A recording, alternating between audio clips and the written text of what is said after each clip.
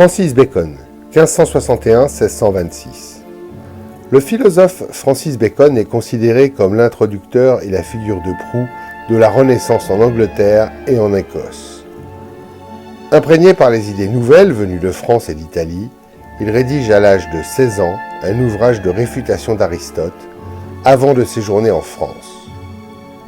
Auteur d'une œuvre considérable, La valeur et l'avancement des sciences, Instauratio Magna, Novum Organum et la Nouvelle Atlantide, il sera député des communes, puis grand chancelier du roi.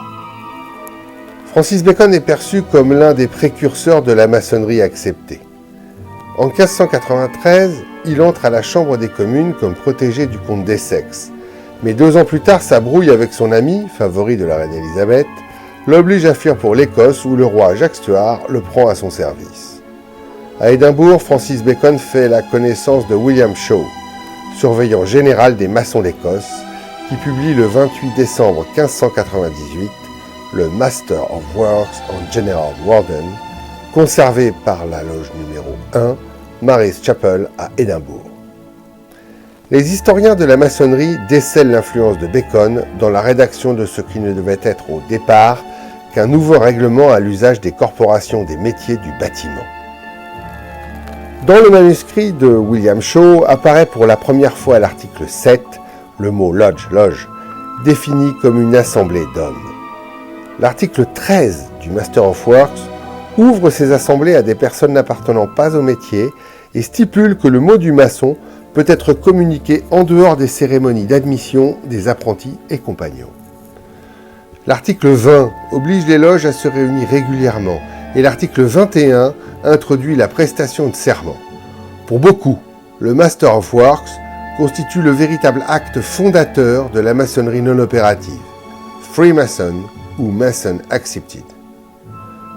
Lorsqu'en 1603, Jacques Ier Stuart monte sur le trône des Anglais, Francis Bacon aurait participé à l'introduction de cette maçonnerie acceptée en Angleterre afin d'affermir le pouvoir du roi écossais et baptisé catholique dans un royaume protestant.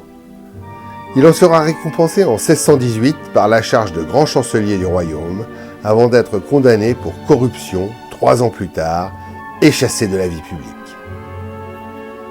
De nombreuses légendes courent sur la vie secrète de Francis Bacon. De son vivant, on le disait alchimiste et thaumaturge.